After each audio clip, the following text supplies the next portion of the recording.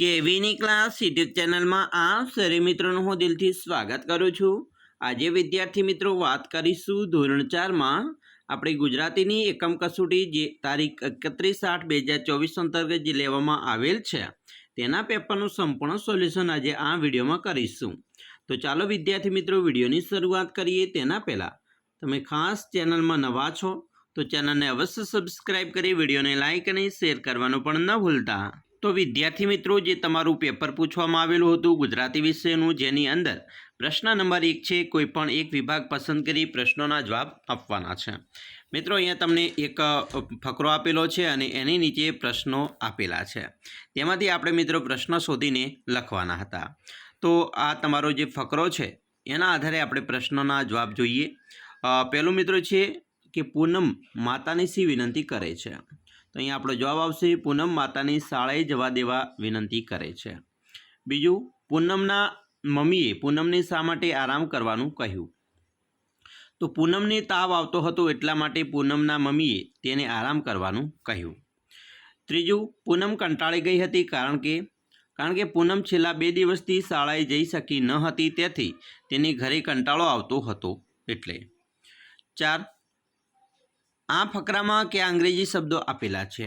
તો મિત્રો SICK સિક અને ફેવર બરાબર ફીવર FEVER એ 2 શબ્દો આપેલા છે। 5 પૂનમને ઘરે કંટાળો આવતો હતો છતાં કેમ તે સૂઈ ગઈ। કારણ કે પૂનમ બીમાર હતી તેથી કંટાળો આવતો હોવાથી સૂઈ ગઈ। તો આ વિભાગ 1ની વાત કરી। હવે વિભાગ 2ની વાત કરીશું। અહીંયા તમને કાવ્ય પંક્તિ આપેલી છે। આ કાવ્ય પંક્તિના આધારે આપણે પ્રશ્નોના જવાબ આપવાના છે। તો વિદ્યાર્થી મિત્રો આપણે કાવ્ય પંક્તિના આધારે પ્રશ્નો જોઈએ। પહેલો પ્રશ્ન છે આ કાવ્યમાં કઈ ઋતુની વાત કરવામાં આવી છે। તો મિત્રો ચોમાસા ઋતુની આ કાવ્યની અંદર વાત થયેલી છે। બીજું મમ્મી બાળકને વરસાદમાં નહાવા જવાની કેમ ના પાડે છે। જવાબ મમ્મી બાળકને વરસાદમાં નહાવા જવાની ના પાડે છે કારણ કે વરસાદમાં નહાવાથી તે બીમાર પડી શકે છે। 3 આ કાવ્યમાં મૂળાક્ષરથી શરૂ થતા કયા બાળકોના નામ છે।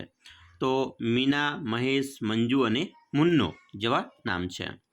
4 ગલીના ગલુડિયા દોડમ દોડી શા માટે કરે છે। તો જવાબ ગલીના ગલુડિયા વરસાદમાં રમવા માટે દોડમ દોડી કરે છે। 5 વરસાદમાં તમને પલળતા તમારા ઘરમાં કોણ રોકે છે અને શા માટે। તો જવાબ મમ્મી અને પપ્પા અમને વરસાદમાં પલળતા રોકે છે કારણ કે તેઓ ચિંતા કરે છે કે અમે વરસાદમાં પલળવાથી બીમાર પડી જઈએ બરાબર। હવે આપણે જોઈશું વિભાગ 3। વિભાગ 3ની અંદર મિત્રો અહીંયા સંવાદ થયેલો છે હિમાંશુ અને સ્મૃતિ વચ્ચે। તો એના પણ આપણે પ્રશ્નોના જવાબ આપવાના છે। મિત્રો પહેલો પ્રશ્ન છે કે આ સંવાદ કયા તહેવાર સાથે જોડાયેલ છે। તો આ સંવાદ મકર સંક્રાંતિ એટલે કે ઉત્તરાયણ તહેવાર સાથે જોડાયેલ છે। બીજું કબૂતરની પાંખ કેમ કપાઈ ગઈ હશે। તો કબૂતરની પાંખ મિત્રો પતંગની દોરીથી કપાઈ ગઈ હશે। એના પછી ત્રીજું છે કબૂતર પર ઠંડુ પાણી નાખવાથી શું થશે। તો કબૂતરની મિત્રો પાંખ પર ઠંડુ પાણી નાખવાથી એને થોડી રાહત મળશે અને એને ચોટ ઠીક થવામાં મદદ મળી શકે। 4 શું કબૂતર પાછું ઉડી શકશે અને કેમ। હા કબૂતર પાછું ઉડી શકશે કારણ કે એની પાંખ હવે થોડી ઠીક થઈ ગઈ છે અને એ પાંખો ફડફડાવવાનું અને હળવી ઉડાન ભરતું દેખાય છે। 5 હિમાંશુ અને સ્મૃતિએ કયું સારું કાર્ય કર્યું। તો હિમાંશુ અને સ્મૃતિએ કબૂતરને બચાવવાનું સારું કાર્ય કર્યું। આ મિત્રો આપણે જોઈશું આગળ પ્રશ્ન નંબર 2 છે જેમાં નીચેના પ્રશ્નોના જવાબ આપવાના છે। મિત્રો પ્રશ્ન નંબર 1 છે ચણાને મૂછ ઉગી એટલે શું। તો મિત્રો ચણાને મૂછ ઉગી એટલે ચણો બળવાન થઈ ગયો। બીજું ચણો સાથી જાડો થયો હશે। ચણો તળાવમાં પલળીને જાડો થઈ ગયો। ત્રીજું ચણો પોતાને પહેલવાન ગણાવે છે કારણ કે ચણો પોતાના જબરા જાડા અને મજબૂત થઈ જવાના કારણે પોતાને પહેલવાન ગણાવે છે। 4 નાના બાળકો દરેક વસ્તુ શા માટે મોઢામાં રાખે છે। તો નાના બાળકોમાં મોંમાં દાંત ઉગતા હોવાથી ખંજવાળ આવતી હોવાથી તેને દરેક વસ્તુ મોઢામાં રાખે છે। 5 દાંતની કાળજી રાખવા માટે આપણે શું કરવું જોઈએ। તો જવાબ સવારે ઉઠીને અને સાંજે સૂતા પહેલાં બ્રશ કરવું જોઈએ। કંઈ પણ ખાધા પીતા કોગળા કરી દાંત સાફ કરવા જોઈએ। અતિ ગરમી કે અતિ ઠંડા પદાર્થો ખાવા ન જોઈએ। 6 તમને કેવા સ્થળોએ ફરવા જવું ગમે? તો મિત્રો આપણે જોઈએ તો પ્રાકૃતિક સુંદરતા અને શાંતિવાળા સ્થળો ફરવા જવાનું ગમે છે અને સમુદ્ર કિનારા પર જવું પસંદ કરું છું. 7. તમને અપરિચિત હોય તેવા કયા પક્ષીઓ જોવા ગમશે? તો મિત્રો જે પક્ષીઓના રૂપ, રંગ અને આકાર વિશિષ્ટ પ્રકારના હોય, તેમાં સુંદર કલરવ કરતા હોય તેવા પક્ષીઓ જોવા ગમશે. 8. પલળેલું ખિસ્સું કેવી રીતે સુકાઈ ગયું? તો જવાબ: ખિસ્સું ટપુક દઈને સૂરજદાદાના ખોળામાં બેસી ગયું. સૂરજદાદાએ ખિસ્સાની ઉપર વહાલથી હાથ ફેરવ્યો, ત્યાં એ સુકાઈ ગયું. 9. તમારામાંથી મોટા તમારી સાથે કેવી રીતે વાત કરે છે તો તમને ગમે? તો મોટા માણસો મીઠાશથી અને વહાલથી વાત કરે તો મને ગમે. એના પછી 10. તમને કેવા કપડાં પહેરવા ખૂબ ગમે? તો મને આરામદાયક અને રંગીન કપડાં પહેરવા ખૂબ ગમે. 11. વૃક્ષો આપણને કેવી રીતે ઉપયોગી થાય છે?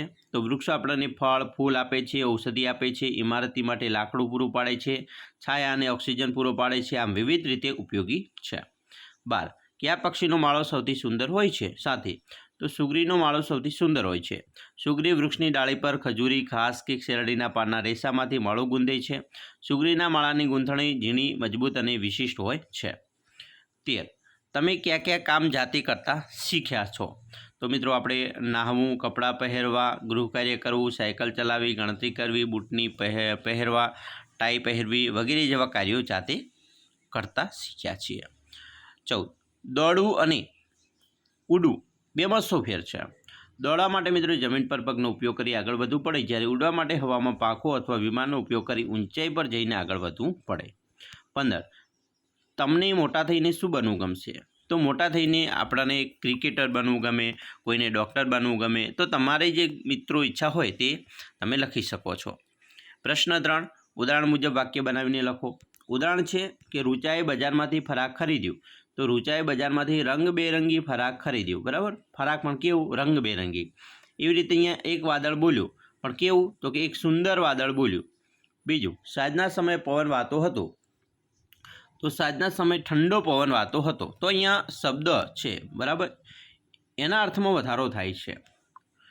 ખેતરમાંથી મરચાં ભેગા કર્યા. ખેતરમાંથી લાલ મરચાં ભેગા કર્યા.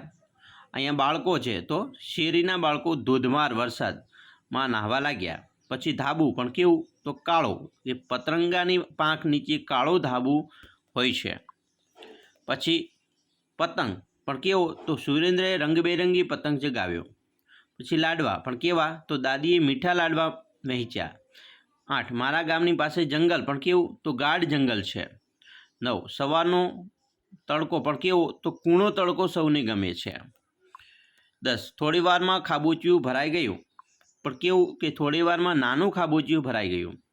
પછી 11માં મારી મમ્મીએ ભોજન બનાવ્યું હતું, પણ મારી મમ્મીએ સ્વાદિષ્ટ ભોજન બનાવ્યું હતું. તો અહીંયા અર્થમાં, શબ્દના અર્થમાં વધારો થાય છે, વાક્યના અર્થમાં વધારો થાય છે. ગઈ રાત્રિએ વરસાદ પડ્યો. ગઈ રાત્રિએ પુષ્કળ વરસાદ પડ્યો. રાજાના ખજાનામાં સોનું હતું. રાજાના ખજાનામાં પુષ્કળ સોનું હતું. 14. ધોબીભાઈએ કપડા પર ઇસ્ત્રી ફેરવવા માંડી. તો ધોબીભાઈએ કપડા પર ગરમ ઇસ્ત્રી ફેરવવા માંડી. 15. સૂર્યના ચિત્રમાં એક છોકરો છે. સૂર્યના ચિત્રમાં એક સુંદર છોકરો છે. બરાબર. હવે આપણે આગળ વધીએ. પ્રશ્ન નંબર 4 ઉપર જઈશું. કોષ્ટકમાંથી સમાન અર્થ ધરાવતા શબ્દો છે અને શોધીને લખો. અહીં મિત્રો દિવસ તો દિન. તો દિન માટે આપણે અહીંયા છે, બરાબર, એને અહીંયા ગોળ રાઉન્ડ કરીશું. પછી રળિયામણું તો સુંદર. તો આપણે સુંદર હોય તો તમને અહીંયા મળી જશે. સુંદર ઉપર ગોળ રાઉન્ડ કરીશું. જમીન તો ધરતી. તો ધરતી ઉપર મિત્રો આપણે ગોળ રાઉન્ડ કરીશું. પછી અવનવું તો નવતર. બરાબર, તો અહીંયા નવતર છે, તો એના ઉપર આપણે ગોળ રાઉન્ડ કરીશું. બરાબર. અને હરખ તો આનંદ. તો અહીંયા આનંદ ઉપર ગોળ રાઉન્ડ કરીશું. બરાબર. તો આવી રીતે વિદ્યાર્થી મિત્ર આપણે સમાનાર્થી શબ્દો છે, સમાનાર્થવાળા, એ શોધવાના છે. એના પછી સૂરજ તો સૂર્ય થાય. બરાબર, તો સૂર્ય મિત્રો અહીંયા તમને મળી જશે. પછી મુશ્કેલી તો તકલીફ. બરાબર, તો તકલીફ મિત્રો તમને અહીંયા મળી જશે. બરાબર. પછી અતિશય તો પુષ્કળ. બરાબર, તો અહીંયા મિત્રો પુષ્કળ અહીંયા મળી જશે. બરાબર તમને. દુનિયા તો જગત. તો અહીંયા જગત છે એ અહીંયા મળી જશે. અને ફુરસદ, નિરાંત તો ફુરસદ. તો ફુરસદ શબ્દ છે એ અહીંયા મળી જશે. બરાબર, તો આવી રીતે આપણે શોધવાના છે. હવે વિભાગ 3ની વાત કરીશું. અહીંયા આગળ વધીએ. ડોક તો ગરદન થાય. બરાબર, તો મિત્રો અહીંયા તમારે ગરદન શબ્દ છે એ શોધવાનો છે. તો સૌપ્રથમ આપણે ગ શોધીએ તો અહીંયાથી ગરદન તમને મળી જશે. જો અહીંયા ગરદન. પછી ભીંજાવું એટલે પલળવું, તો પલળવું અહીંયા શબ્દ છે. પછી ગાયબ તો લોપ. બરાબર, ગાયબ તો લોપ. આપણે એને કાઢી નાખીએ. બરાબર, વધારે પેલું થઈ ગયું, તમારે પેનથી વ્યસ્તી કરવાનું છે. લોપ અહીંયા છે. પછી બળ તો તાકાત. બરાબર, તો તાકાત શબ્દ છે એ મિત્રો તમને અહીંયા મળી જશે.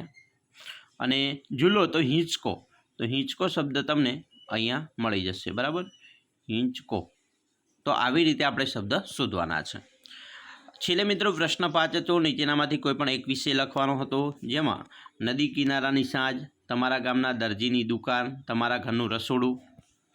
આ તમારી જાતે પણ મિત્રો લખી શકો છો. સરસ મજાનો મિત્રો નિબંધ તમને અહીંયા પૂછેલો છે 5 ગુણમાં. તો આવી રીતે તમારે લખવાનું હતું.